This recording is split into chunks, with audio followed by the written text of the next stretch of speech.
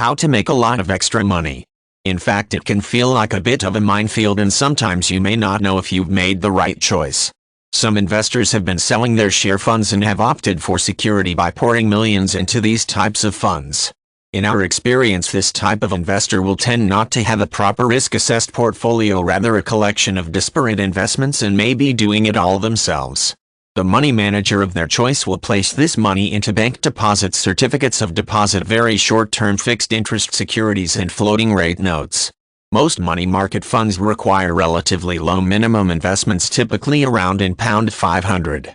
They are also quite low charging, typically with no initial charges and an annual management fee between 0.25% and 0.50%.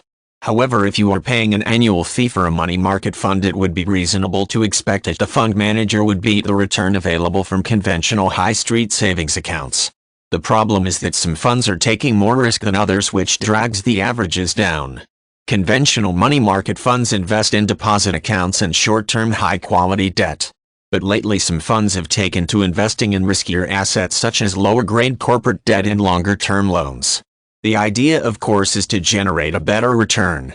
The downside is that defaults are occurring more frequently and with less liquidity. As an example, one leading fund has actually produced a negative return over a year. This is worrying, since these funds are supposed to protect your capital. So taking the scope of returns into account, these funds actually seem quite expensive in terms of running charges.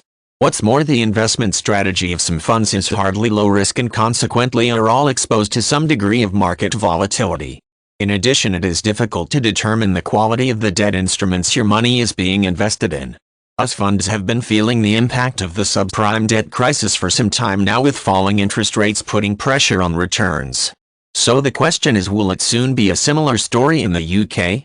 Since there are a number of market-leading easy access savings accounts that are paying interest rates of 6.5% without any market risk at all, then if you are going to invest in a money market fund, on paper it may not be the best option for your money. Certificates of deposit equals a time deposit made at a bank which pays fixed or floating rates of interest.